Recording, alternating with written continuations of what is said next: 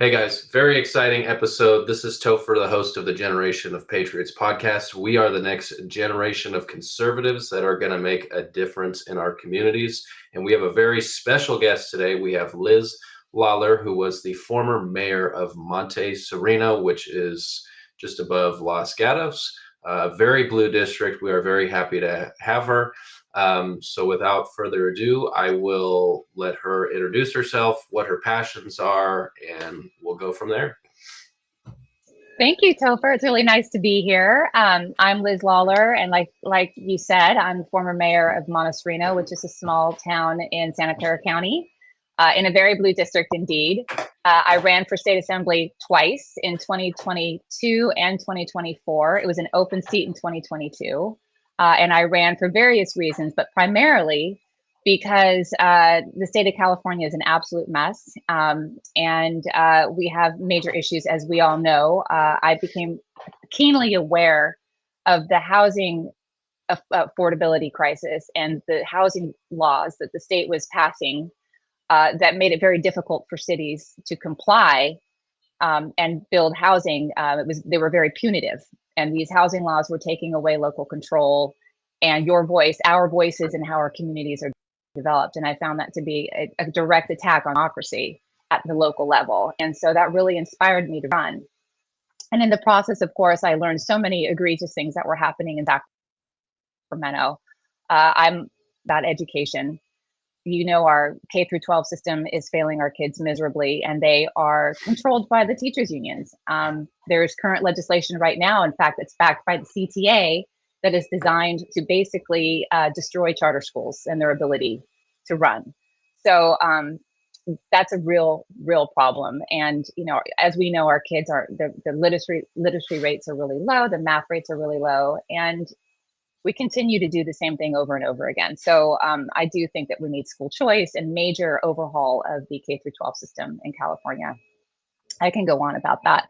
But there's also things like environmental policies, although well-intended, have really created a lot of problems for us, right? We don't have enough water storage. We have horrible wildfires. And this isn't, you know, I'm not a climate denier. I mean, I do, you know, obviously the earth is coming off of a ice age and we're warming up and things like that. But at the end of the day, it's California policies that have created the problems that we have today. And I'm originally from the Palisades, moved up 12 years ago. So I raised my kids in Pacific Palisades, and to see our entire neighborhood, our church, my kids' schools just demolished, it, it, it's so frustrating because that didn't have to happen.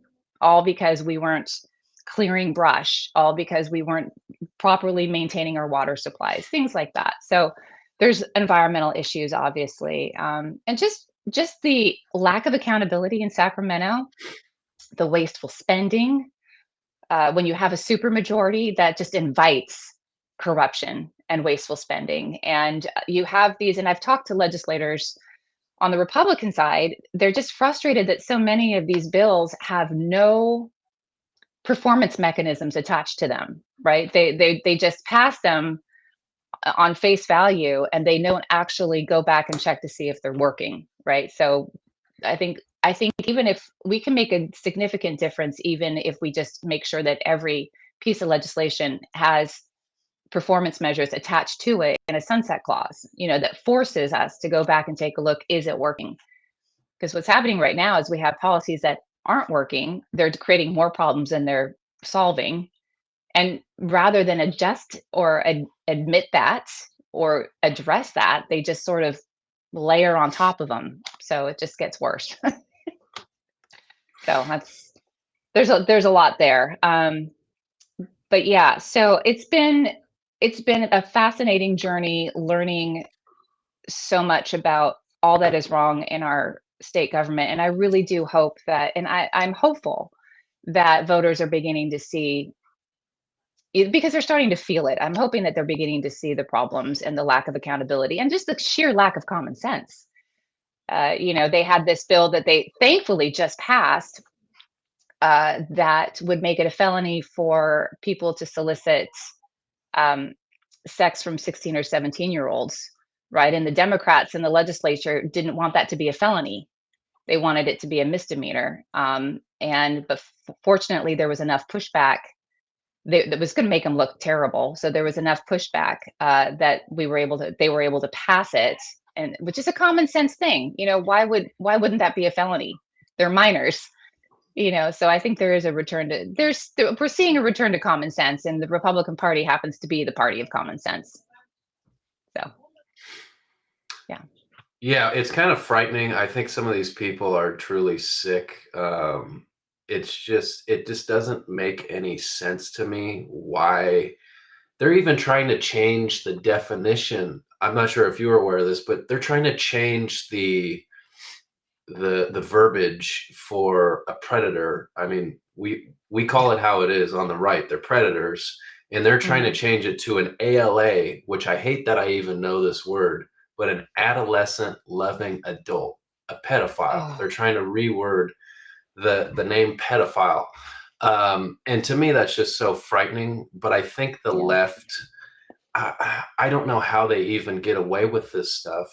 But I think you have a very good point. It's education. Our system is so complex, and there's so many layers to, just working for the government. And it's so confusing by design that average people, myself included, I'm just kind of starting in my political venture, but there's so many layers to this crap that it's hard to figure out. And for the average voter, we were talking about before we hopped on the stream, that the average voter just doesn't know. They voted the same way, especially probably where you're from. I'm actually a Bay Area transplant myself. I live in El Dorado County now, but I was born in Santa Clara, and people just vote the same. They vote Democratic because and you had a lot of fire department. You had like a lot of workers out there that think the Democratic Party is the party of the unions, and that party has just abandoned them, and they vote the same way. And it's sad. And I think it's our time to educate. I really liked what you said about before we jumped on here about the potholes, and that's kind of how you got your start. Can you tell everybody about that? Because I just had an event on Saturday, and Tamara Wallace, who's the current mayor of South Lake Tahoe, was talking about how people need to run for offices. She kind of made a joke, like, run for the dog walker position. Like, it starts at the local level, and I'd love for you to kind of expand on that. Sure. That's exactly where it starts. In fact, I went to Berkeley and I majored in political science. A million years did I actually think I'd get into politics. And it all started when we moved up here in 2013. And a couple years in, we just had all these huge potholes on our street, and I was getting frustrated because nothing was being done about them. And so, with a couple other neighbors, we lobbied the city, and just to say, hey, listen, we're a residential only city. Where are our tax dollars going if not to have good roads? And so we were successful in lobbying the city. They created a commission to which I was appointed, a commission called the Better Streets Commission. And that commission, over the last several years, has been in charge of identifying and allocating funds to bring all of our roads up to good conditions. So that's been very successful. From there, I was asked to run for council. And I ran for council and was elected. Did not expect that, but I was elected and served as mayor actually during COVID. And so that's how I got involved. And then I was asked to run for state assembly. So it just started all with wanting to fix a pothole on my street. And that really is where everything happens, is at the local level. And I cannot impress enough how important it is. That's where we as conservatives need to flood the market. We need to be going for those commission appointments, like you said, whatever it is, get those appointments, or run for council, or run for school board, whatever it is. But get those conservative voices in there so that the voice of reason can start at the local level, and then we can percolate those candidates up to the state level, so we could really have a groundswell and have a good bench of candidates for the state, because we do need to break that supermajority, which is 3-1 right now. So it's pretty bad. But yeah, local level is great, and I really enjoyed it. And you really get to know your community, and it's nonpartisan, so it doesn't matter. Like you're not there. It's not a Democrat, Republican, whatever. It's supposed to be nonpartisan, so it's a good way to get involved. Yeah, and I enjoyed it. So I yeah, just love it's that. very I important. think it's nonpartisan, but it's common sense. I think we should Hmm. be running for, I totally agree. But I think the issues with local politics is that, just quite frankly, I don't think people really care as much. I mean, obviously, people care about the big elections, but when I get these pamphlets, that's kind of what actually prompted me. One of the reasons why I started this podcast is to kind of shine light on our local politics. And that was the original Hmm. idea, because you get these pamphlets and no one's going to sit there and read, I don't know how many pages it is, but 30 pages of local school board candidates. They're probably going to Right. vote for the person that they're friends with, or maybe they have kids at that school and it's their kid's friend's mom or something like that. Hmm. And then we get these really kind of radical candidates who, in my mind, you're Yeah. instantly radical if you don't support parental rights. And for those that don't know, that means if Johnny wants to be Jamie, you're not going to get notified, and your Right. teachers. I mean, it opens it up to grooming. I mean, at the Right. Oh, extreme absolutely. level, Hmm. and it kind of protects groomers. So I agree. We need to run more candidates, more good candidates, and Hmm. the other problem that I have, and we can discuss this more, but I just want to throw this out there for everybody.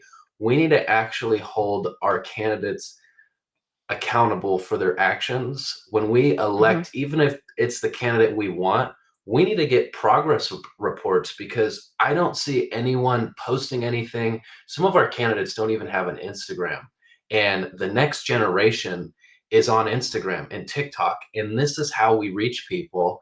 And in my mind, they're not really if they're not on Instagram or TikTok, they're not doing anything to reach the next generation, because that's where Right. everyone, in the 18 to 30 range are right Right. now. And I want to Right. actually see what you're doing. It's all fine and dandy. I'm glad you got elected, but what are you doing? This isn't like a Right. country club, like behind closed doors, you have fun.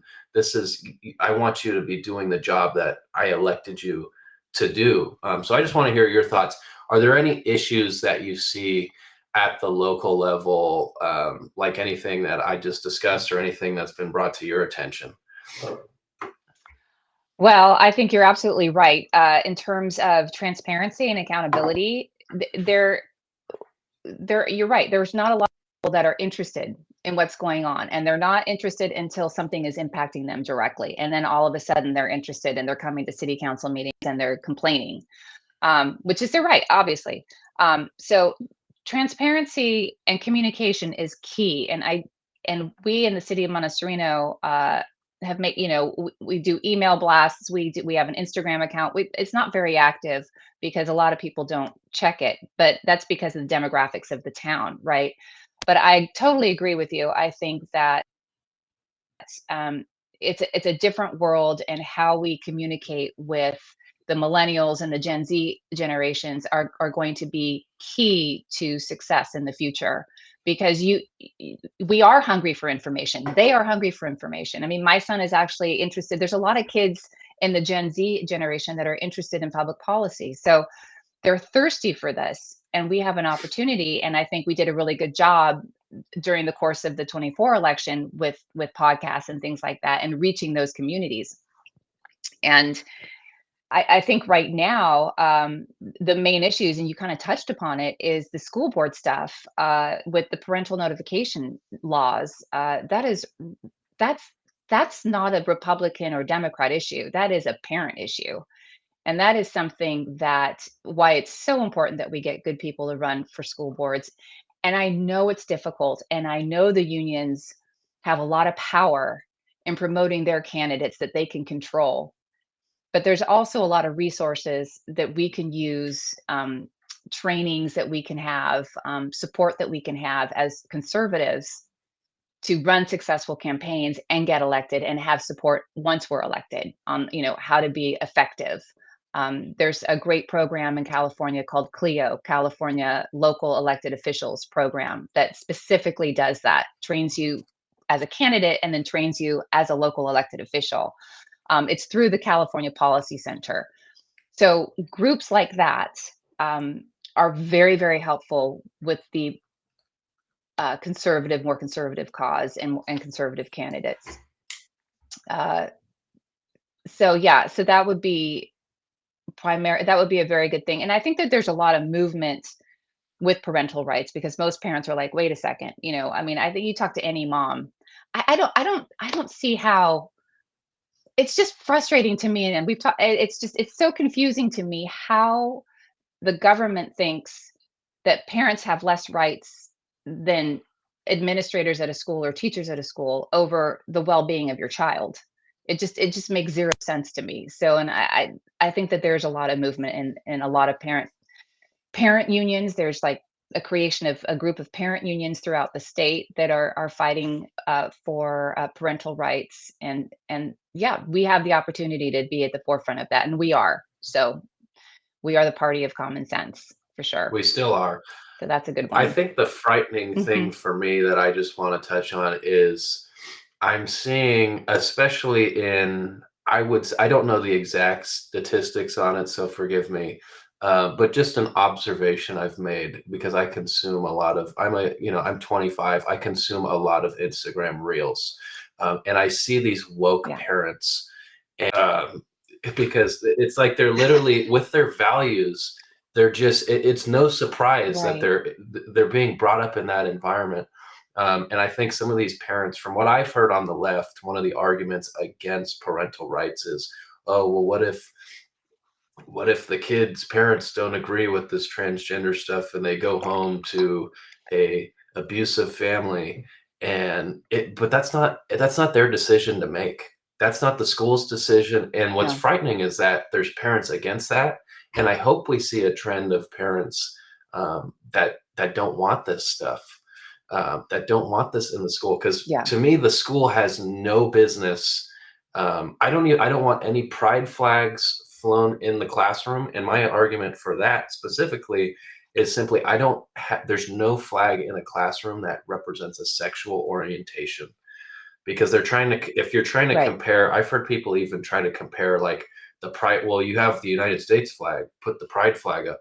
No, the United States flag does not represent a sexual orientation, and kids should not be subject to that. So, I mean, I just think it's really sickening. I'm curious to hear your thoughts of, have you noticed, you're in a pretty blue area still, have you noticed more of these like woke parents fighting against parental rights and those sorts of ideas? Or are you seeing even more liberal parents going the common sense route? That's a good question. I see an entrenched ideology in the public schools. I see parents waking up to that. And I have met with and spoken with she's a famous mom now. She's an attorney. She's a Democrat. Her name is Erin Friday. You may look her up. She's really at the forefront of parental rights, because her daughter was transitioned without her knowledge in middle school. And so she knows exactly what this is like. But she's a Democrat, so she's really talking about this is not a conservative issue. This is a parental issue, and more parents are waking up to it. I do feel like there's still, particularly in this blue district, it is, conservative views are scorned. I think people who don't want to be impacted negatively by their views. I think there's still a bit of self-censorship. I mean, we've gotten into a world where we over self-censor because we're so worried about offending somebody without knowing we're offending somebody, that we don't have conversations anymore. And when you're in the school environment, you're impacted by so I think there's a lot of that still. but there's absolutely, you talk to anybody and they're like, "What? This is crazy." And I think what's the national average is something like an overwhelming majority of people think this is ridiculous. That that we need to that we need to make sure that parents are the sole people who are responsible for the well-being of their children, that they are the ones who brought them into this world, they are the ones that love them the most, and that yes, teachers have an obligation to teach, but not to indoctrinate. That they need to Mhm. teach the basics and teach our children how to absorb information, how to process information, and make up their own minds. Um, yeah, the ideology stuff is crazy. I think I do believe that kids should see themselves represented in the classroom. So, not, I agree with you on the pride flag. I think it should be the American flag because we're in the California flag. Mhm. That's how we had growing up. I think that it's important that kids whose parents are gay, maybe they have, two moms or two dads, that perhaps they see that reflected in a book or two, or something that's in the classroom at the so that a child who has been adopted, say, by a gay couple, or is being raised by a gay couple, that they see their family unit represented somehow in the classroom so they feel included. I think that's really important. um, but I don't think I certainly don't think we should be introducing any kind of discussion about gender questioning or sexual orientation, um, certainly at the elementary school level. And I mean, I think I mean, you're 25, so my son's 24. I think you Mhm. still didn't get those first discussions till fifth or sixth grade in school, right? I think it was, um, they separate the girls and the boys, and they tell the girls this is what's going to happen to you, and tell the boys what this is what's going to happen to you. And the boys come back with a stick of deodorant, and the girls come back with, like a maxi pad or Mhm. something like that. But that's like the earliest we had that discussion, and I remember just like being completely like terrified. And now to think that they're introducing these ideas at such a young age, and kids, their whole identity at that age is based on whether you're a girl or a boy. And to suggest that, oh, you don't have to be that if you don't want to, is so confusing. And to be honest with you, I think that's the abusive part. I think, to your point, you, you said that you feel that a lot of these administrators, teachers, or legislators don't trust parents to love their kids if they present, if their sexual orientation or their gender orientation is something other than, male or female. And I just think that's patently false. I think that they are operating on the assumption that every parent is going to disown their child if they Mhm. are gay or transgender, and that is patently false. I think as a parent, I mean, I have a gay son. I mean, that changes nothing. I love him. I think he's one of the most amazing people I know. Um, and so his experience has been very different because we're very accepting, because at the end of the day, love is love, right? And God created us in his image. And um it never occurred to him, that there wasn't a pride flag or anything like that. That wasn't on his radar. So um I think that we need to operate from the role that, I think schools need to trust parents to do the right thing. And if there is a parent, if there is a known situation, then of course that's when counselors can help. But at the end of the day, particularly with gender ideology, I just think that we cannot be introducing these concepts to kids and encouraging them to change genders. I mean, if they're 18 or an adult, that's one thing. You do you. But by gosh, to encourage parents to do these things to their kids, that is abusive, in my opinion. I just don't think that that's in the kid's best interest, in their child's best interest. It's just wrong. Yeah, it is abusive, and the industry is very dishonest, and Mhm. I would urge people, anything that's popular and that the government wants to get their hands on, there's probably some money involved in money changing hands, and I don't see why Yeah. more people don't see that. I don't know if you're familiar with Chloe Cole, but she had a double mastectomy when she was 14, I believe. And the Oh gosh. youngest, I saw her speak at Sac State. I would encourage anyone Yeah. look up Chloe Cole. She's Okay. making waves because she's a detransitioner, and Hmm.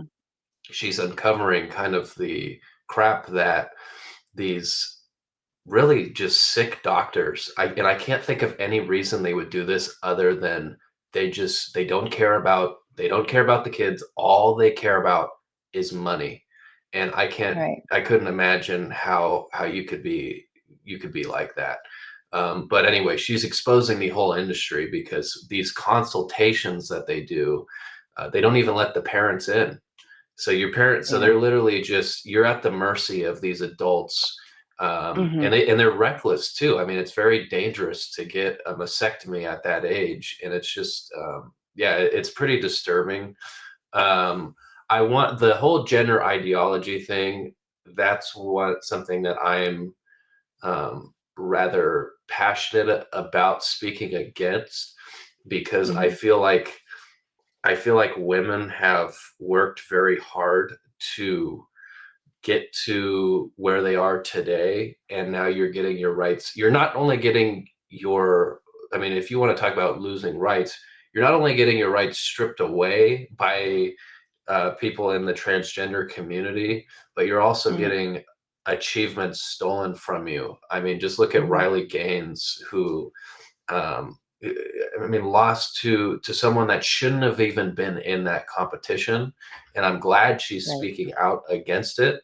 And now you're getting these like woke people who are women, actual biological women, supporting men in women's sports, and it's just dangerous to me, and Yeah. it's reckless. So that's something I'm rather passionate about. I want to speak about the whole books in the library thing. You mentioned, I understand, I want to challenge you a little bit Hmm. because I understand that kids want to feel represented in the classroom. But I think Hmm. your point, I think if there was even, because that's what they're doing now, they're putting these books Right. called like, you know, with two moms or something like that. And Right. they're always like very over the top. And those get into kind of the sexual books that you know parents are reading at city council meetings, and they're so Right. disgusting that the council members Right. don't even want to hear them say that. And it's like, well, that's kind of the point. If the kids shouldn't read this, I mean, if it's too gross Yeah. for adults, the kids shouldn't be reading it. So I just Right. want to kind of clarify what you meant by that, because I think for me Oh, okay. personally, it's a dangerous game when you let anything representing. I mean, honestly, I'm fine with. I'm fine with anything that's not representing like sexual orientation in the classroom, because even if Hmm. people are going to be, maybe it's not going to fully represent everybody, but I think it's a Hmm. dangerous game because like if you let this in, you're going to let this in, if that makes sense. Right. Right. Yeah. No. No. And that's valid. Very valid pushback. I mean, I for sure. And yeah. No. It was more about, I think, seeing yourself represented color wise, obviously, whether you're Black, Hmm. Latino, Asian, whatever, and and and I guess really the family dynamic is probably what I was going for. Like, if you have, you know, if you have two mommies or two daddies, if you're only reading books that only show mommy and daddy, perhaps that's exclusive. But I totally see your point, and I think that most books at that age probably aren't even talking about that, right? They're um, anything that leans towards any kind of sexually implicative content should not be allowed, absolutely. And so, that's a point well taken. I certainly was very happy to hear Justice Sotomayor just be completely offended by one of the books that was being challenged, that was brought forth regarding this, and she was reading it in the Supreme Court and just couldn't believe that this was the garbage that our kids were being fed. So I agree with that. I guess really I'm more, yeah. So how do we make sure every child feels included, um, is really important. And we've come a long way, I think, with that too, with respect to that. So I think everybody sees themselves in the classroom in some way. Well, and the So way yeah, I I think agree. about it, I think the way that I think about it, just to kind of jump in here, is like you said with your son, right? Mhm. He didn't feel, he didn't even think about it. It wasn't even an Right, issue for him. It sounds like, I could be, I mean, right. correct me if I'm wrong, but it sounds like it wasn't an issue.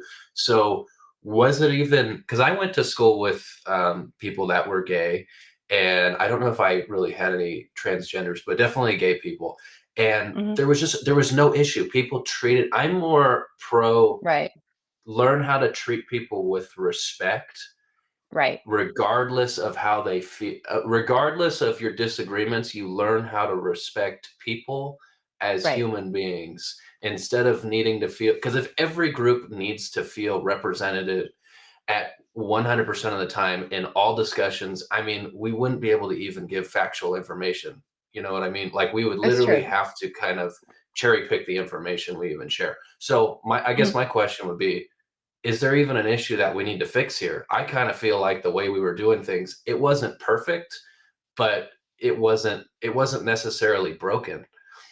Right. No, you know what? You are absolutely right. I think it's a solution in search of a problem, and that's They and want, that's and that's kind of the, yeah. that's the way the left operates. They find problems that really shouldn't exist. And then the problem for the taxpayer, and you know this as a city council person, they find problems that don't exist. And then we waste a bunch of tax dollars. Like, did you know there? I just learned this yesterday. They are literally pushing to ban antibacterial soap in California. Oh my gosh. Okay, that's a new one, but I've heard grumblings about that. But tell me why. What is the reasoning behind that? Is it because we've become so resistant? Bacteria becomes resistant. You know what? I really couldn't get into more detail. I didn't really research the subject a whole lot, but these are just kind of, to me, these are like Yeah, ridiculous bills, because yeah. maybe it's not the best for me. I know a lot of the stuff that we use on a daily basis is probably Mhm. considered toxic, which I don't like. I'm a very proponent. I'm a big supporter of RFK and what he in the Me Maha too. movement. Yeah, Yeah, guilty. yeah, yeah. But I think I think out of all the other, we have so many other problems. Like gas Mhm. is, it's almost hitting over $5 a gallon. Like, it's crazy, Right. and due to a gas tax that's like $1.80, and Gavin Newsom could easily end that. And it's just so ridiculous. We have so many more problems, and to focus on Mhm. soap is kind of insulting. It really is, and I will tell you, you may know this already, but did you know that the state legislature introduces about 2,000 bills a year? 2,000. 2000, yeah. I mean, the Congress doesn't introduce. I think Congress introduces like 1,000 over the course of 3 years. I mean, it's an insane number, and I will tell you that most of these are legislators padding their resumes. Mm. They just want to have something on the books, like look what I did. A lot of them are either duplicative or layering on top of something else, and they really are inane. You're absolutely right. It's just fluff. Most of it is just fluff, and no one is willing to go in and doge, which is what I wanted to do. Is when I wanted to go through and I wanted to clear the deadwood, get rid of everything that wasn't working, just and get back to the basics, because so many things, we are so overregulated. I mean, our state has something like over 420,000 regulations on our businesses, more than double the national average. I mean, the next closest state is New Jersey with like 200,000 or something. I mean, it's insane. And it's all because we have these legislators that are just, let's keep doing this. And all of our problems, I kid you not, most of our problems in California are self-inflicted because of these policies, right? I mean, while the horrible wildfires that we were having, self-inflicted due to environmental policies. The fact that we don't have any water, we never built the Sites Reservoir. Again, environmentalists have gotten in the way. Now, don't get me wrong. I mean, I think that there are good things to do for the environment, but when environmentalism comes in direct conflict with human survival, that's a problem. Um, our housing crisis. We don't have an affordable housing crisis. We don't have a housing crisis. We have an affordable housing crisis. And that was self-inflicted too. We have CEQA, the California Environmental Quality Act, well intended, but that's been used to slow down development, and it's driven the costs way up. We've got obviously the unions involved, right? Because they have to pay, prevailing wages have to be paid if you want to get funding to build affordable housing. We in the 1980s passed a law that precludes cities from expanding upon their envelope, and we can't build new cities in the state of California. So we created scarcity of land, and when you have scarcity of land, the cost of that land goes up, right? And then we have a housing process called the Regional Housing Needs Allocation, RHNA, which is a cycle that happens every 6 years, where the state determines how much housing we need, and then they delegate to the regions how much they need to build. This process has never produced the housing that it was meant to produce, and the calculations for it are inherently flawed, which makes it impossible for cities to actually build the housing they are required to build. They don't have the wherewithal. So we've created this mess. So all of these things we've created. The gas we've created, and now we've got 2 refineries. Valero's leaving in 2026. I think Phillips is leaving this year. So to your point about the gas, our gas could go up to $8 a gallon by 2026 because there's a scarcity of gas easily. Mm-hmm. And this is all self-inflicted. It really is remarkable. And people vote with their wallets. And here in Silicon Valley, there's it's going to take a long time for the wealthy people to start getting pinched, but I think they're starting to feel it. But with the way Silicon Valley has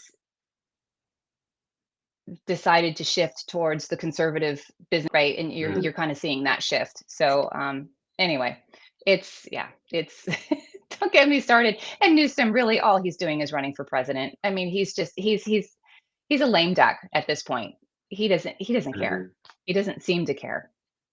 He's taken positions. He took a position on no boys and girls sports, but didn't seem to follow through on that. Now, okay, I heard, are you referring to the Charlie Kirk podcast? Yes. That he was on? Okay. This is my thought about Gavin Newsom, right? I didn't take that seriously at all. When I heard that, I didn't take that seriously at all, just because he is a total snake. And I don't think, let's just say hypothetically, Charlie Kirk was on the other end of things. Gavin would have agreed. He wasn't going to take a stance. And it seemed like a lot of people, for whatever reason, people that don't like Gavin Newsom, I don't want to use, well, he kind of earned some brownie points with them. And I just want to remind people, he is the same Gavin Newsom. He is just, he will literally say and do anything to make anyone happy. I don't even really believe he's a Democrat. I don't really believe he fits into either political party, because I just think he's a snake. I think if conservatism was popular, he'd be a conservative. It's just not, I just don't understand. Yeah. I don't totally understand how he won favor. Any thoughts on that? Well, I think people were hopeful. I mean, because it's like, oh my gosh, is he actually being commonsensical on this? But then he got a lot of flack from the Democrats for it. And I understand why that is a hill they want to die on. I really don't. I just, and you're right, he is an absolute snake. The only thing he's good at is getting elected. That's it. But he's never, I mean, he ran San Francisco into the ground. He's run California into the ground.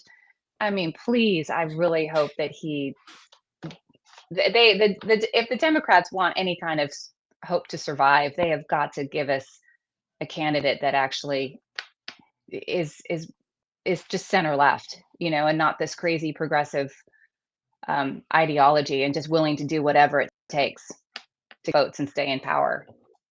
I agree, but that is the party. That is now the Democratic Party. I know there's people that think that there's still some okay Democrats. I could never, in good conscience, vote for one because they are never going to put. You hear the word America first, and they Mhm. do not put America first, meaning that No. they have a plan. They all. Someone told me, and I thought this was very interesting that Republicans there's a lot of different opinions. I mean, you hear a lot of different opinions, unpopular ones, popular ones. Republicans can't agree on a lot of things. They just Right. don't, and they can't. Liberals, they all move in lockstep. They all move kind of in the Mhm. same, like it's an overall plan. Curious to get your thoughts on that because I thought it was an interesting point that was brought to my attention.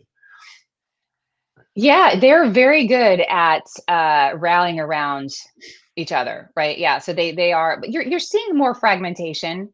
I from just like the 30,000 foot view. The Republican Party had gone through its growing pains over the last 10, 12 years, and now has been reshaped and reborn, right? I mean, it's amazing that one man, Donald J. Trump, can come in and change and create a whole new party. He really gave it direction.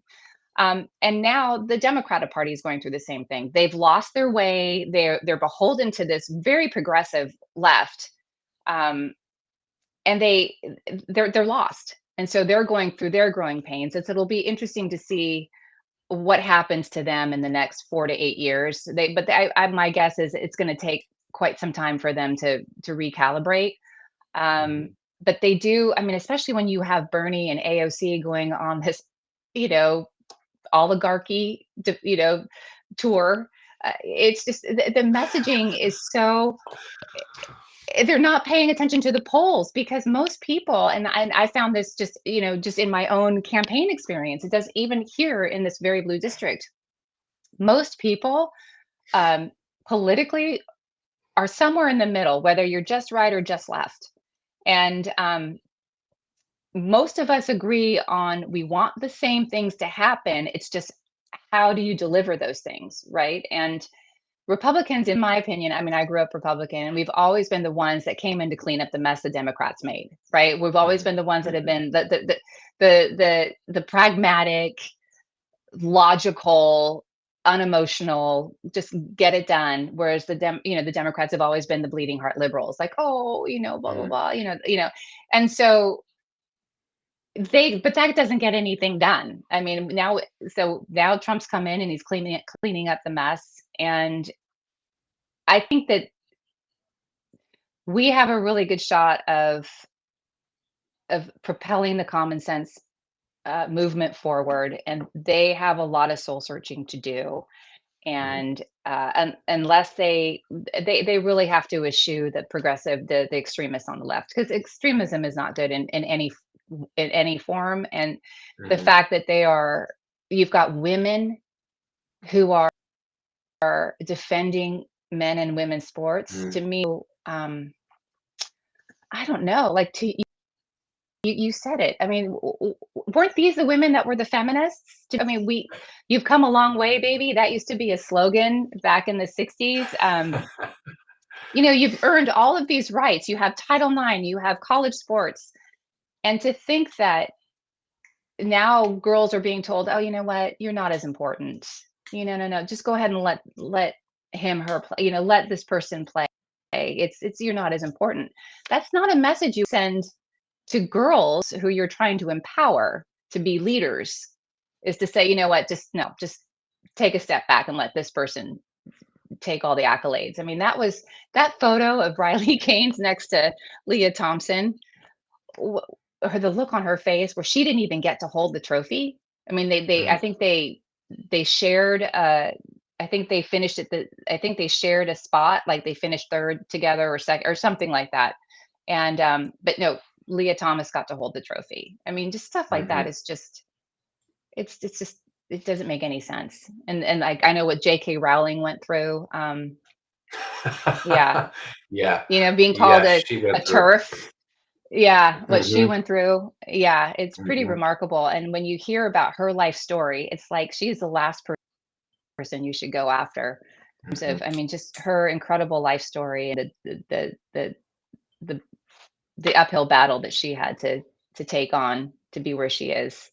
Yeah, Hmm. it's just crazy stuff. But that's, the majority of the country believes in common sense things, and so it'll be interesting to see what happens in 2026 for sure.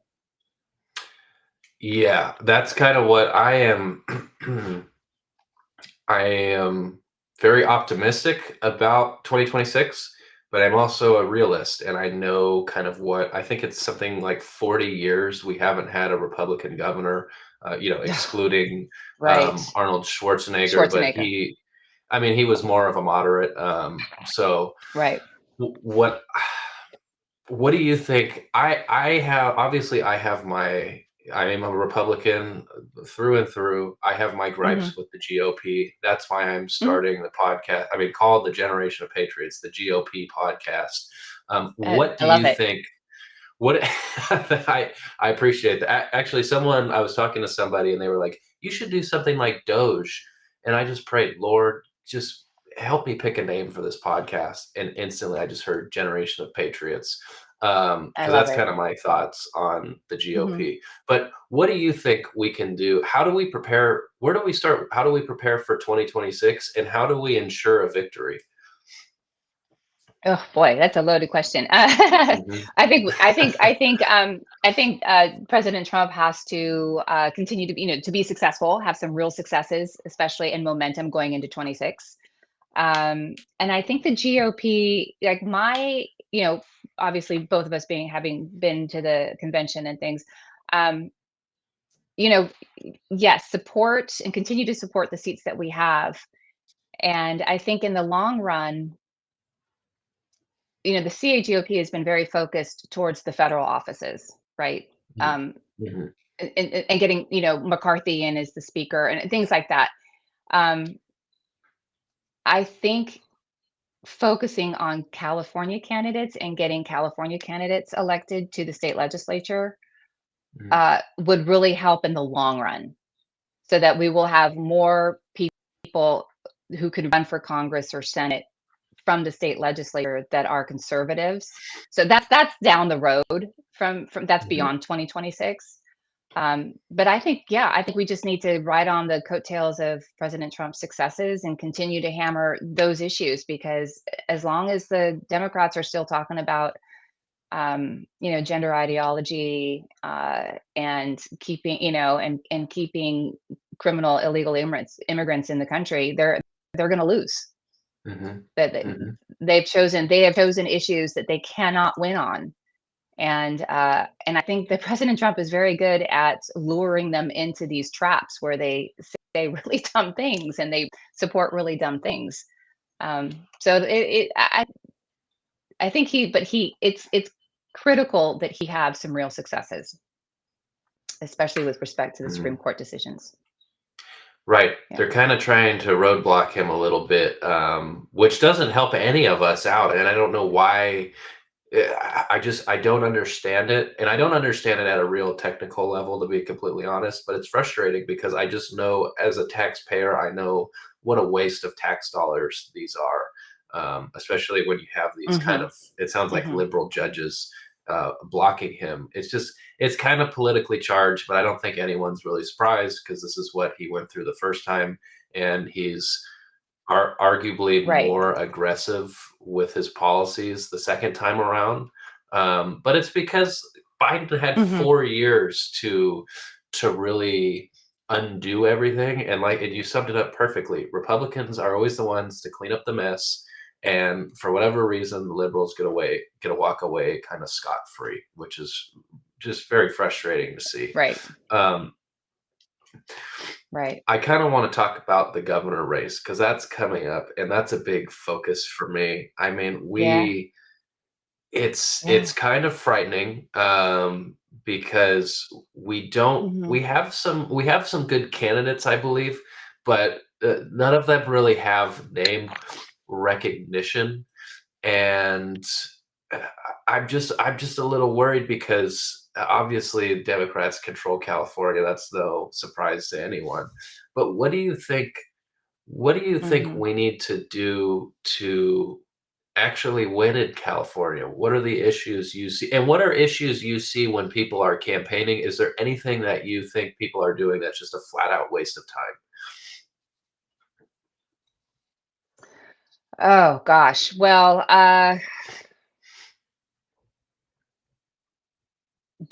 gosh. Well, it depends on local races. Door knocking is Mhm, really important. But on the governor state and gubernatorial races, it really is reaching your mhm, generation, right? It's getting the millennials, who are busy raising families, and the Gen Zers who are starting jobs and careers, getting these people involved and reaching them.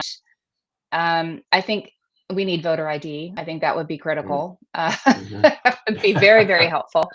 Mhm, Um, you know, we're kind of, California is really, really tough. Uh, I think we have, well, the Republican candidates that I know of are Steve Hilton, who does have name recognition and access to media, right? And then Chad Bianco, Sheriff Bianco. mhm. Do you know of any others that have thrown their hat in the ring? I can't think of any. I do, but the other one that I know is just he has 0 chance of winning. He's not gonna win. I think, Okay. but the other 2, the one that I met was an independent, and there's just no way. We're a two-party system. Like it or not, we're a two-party system. Anyone who runs Right. as an independent, historically, they've never won or come close. But yes, we have Sheriff Bianco, and just to shed some light, because I think people um, think that they have, like, especially Steve Hilton, because he was on the news.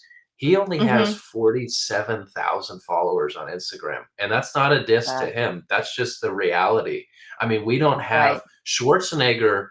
We were kind of, and I'm not coming out in any support of Schwarzenegger, but he was in Hollywood. He was known by probably everyone in California. And my worry Right. is that the candidates just don't have the name recognition. Yeah.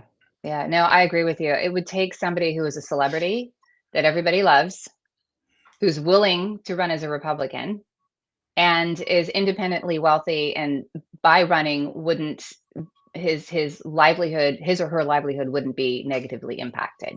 I mean, and that's a tall ask, right? Mhm. Because and I know Steve Garvey threw his hat in the ring and ran. I grew up in LA, huge Dodger fan. So, and I was like 11 when I was going to Dodger games, and he was first base. So, but he just, but he had no experience in the political world, and he had the name recognition, and it's challenging. I do think the pendulum is swinging, and I know it's going in the right direction. I think we can pick up more legislative seats, but we really got to hit the ground running and really go be aggressive in blue districts and turn a lot of those purple. And I think there is a Mhm. big ground game swelling, and I think that's the intent of all the central committees as well as the CAGOP, is to have that groundswell. Um, I think honestly, um, just getting a moderate Democrat would be a win for us. Mhm. Uh, because it's so Democrat. Anybody who skews more conservative, even if they're have a D next to their name, would be better than Kamala or Katie Porter or any of these other people that Mhm. are throwing, which is just a Mhm. disaster. Um, Mhm. you know, and I know that Rick Grinnell has maybe considered it. He's got some name recognition. Great guy. I mean, my God, he's worked in the Trump. I mean, super smart. Um, Mhm. and then there's Rick Caruso, who's a former Republican who ran for mayor of LA. Mhm. And he's been huge in helping rebuild Pacific Palisades. And so he might have some groundswell, especially in Southern California and Los Angeles. But I don't Mhm. know if he's running. But he could potentially, if he were to throw his hat into the ring, he would probably knock out all those other Democratic people. So it's a toss up. I mean, it's an uphill battle for any Republican, but I think that we can do better this time around than we did last time, for sure. I hope so. Yeah. I think the frightening thing for me is, I mean, people need to realize that Kamala Harris is not. presidential material. She is not governor Right. material. She's not really No. political material. I mean, she ran a pretty disastrous campaign, and Hmm. I mean, she got beat by a landslide. I think Joe Biden, in his cognitive state, would have had a better chance of. I don't think he would have won. Believe me, I think he would have Yeah. done better, though, to give credit Yeah. where credit is due. And I don't see people Yeah. disagreeing with Yeah. me on that one. But I Yeah. certainly don't want her to get elected as governor of California, which is kind of a frightening thought because I know if she was the candidate, I feel like she would get votes. So I want to make sure Right. we're actually turning out to vote. And I kind of want to activate people because Yeah. what we're seeing a little bit is that there was so much hype with this last election as soon as and especially and big credit to Charlie Kirk for he basically got Trump the young votes. I mean, let's be honest. Yeah. um, Yeah. he really his ground game is just amazing, and now he's going on the American comeback Right. tour, and I would encourage people who are watching to check out the dates if you have any interest in going, because there's still tickets for it. um, Cool. but my worry is that we've kind of lost that people have kind of gone a little stagnant, and I just want to make sure that we're incentivizing people like, no, the war has not, we've won some battles for sure, but the war has not Right. been won, and we got to keep Right. turning out. Any comments on that? Oh, I think you're absolutely right. In fact, I think that we should have that kind of tour here in California, just like focus on, Charlie, if Charlie could do it, but or others, having those campus visits, um, constantly sending out messaging on social media and any other case, particularly in college campuses that highlight the failures of the Democratic Party and the failures of the candidates that are running. I think the more constant that information can be projected, then all of a sudden they're thinking of it subliminally when they go to vote, right? They already know this person. They've heard so many bad things about this person. They're not going to vote for this person.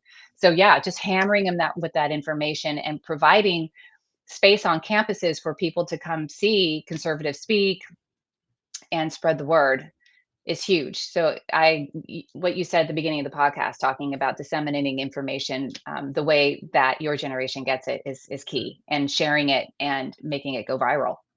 Do you remember that speaking of viral, that was running as a Republican in Colorado? This was in 2022 for, I think, a state legislative office. And she was like 75 or something and a grandma, and she wore some crazy t-shirt and she did something on Instagram and it went absolutely viral. And so, I mean, just things like that, I think can be very, very helpful in, portraying our candidates as um, likable and approachable and just like you and me, very relatable, Hmm. and shedding the image that used to be the Republican Party, which was a lot of older white guys, and really Right. portray that we are a very diverse tent that represent every walk of life, and we have, we're very tolerant. We're far more tolerant than the Democratic Party, I Hmm. believe, Oh yeah. and tolerant and accepting and loving. And we all want the same things. We want smaller government and common sense leadership, and we don't want to live our lives. And here in California, I mean, really, the main message is people want to afford their groceries. They want to feel safe in their Hmm. communities, and they want to educate their kids. And our government is not delivering even on the basics, on none Hmm. of those. So that's really, Yeah. those are the messaging.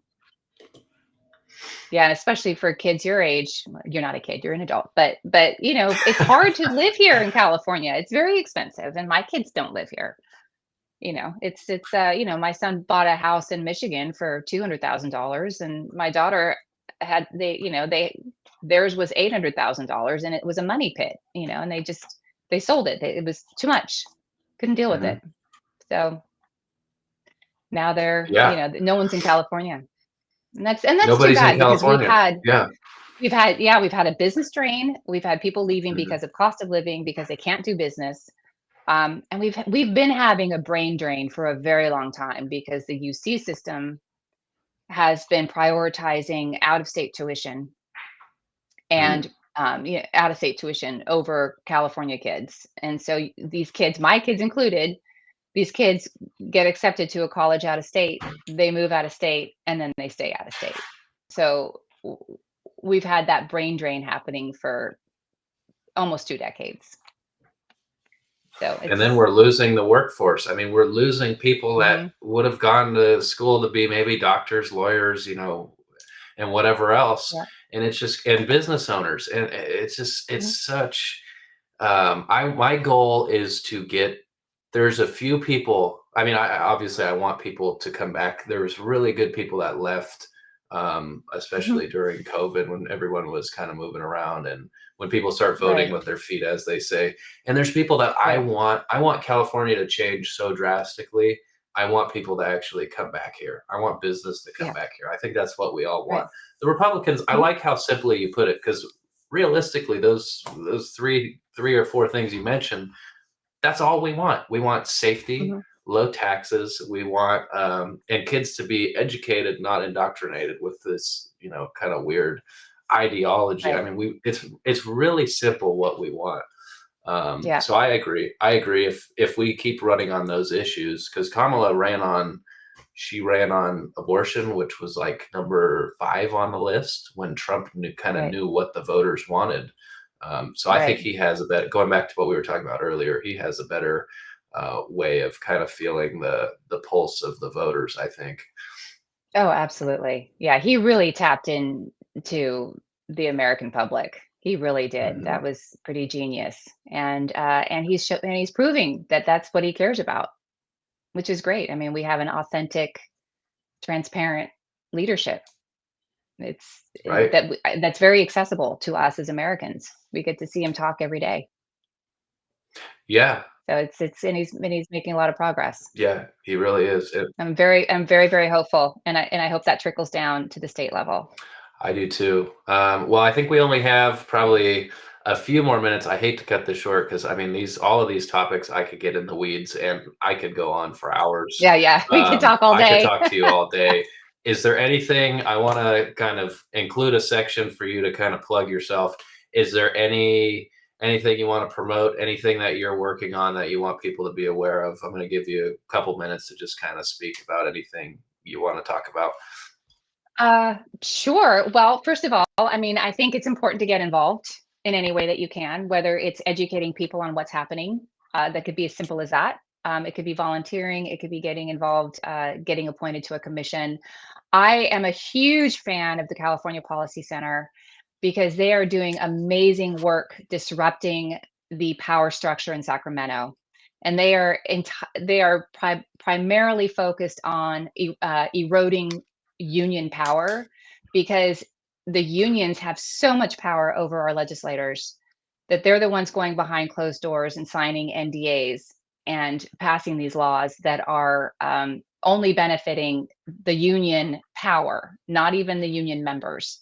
And building our pension liability to it's almost $1 trillion. It's really Mhm. not sustainable. Uh, they're the ones that also have that great training program that I mentioned earlier.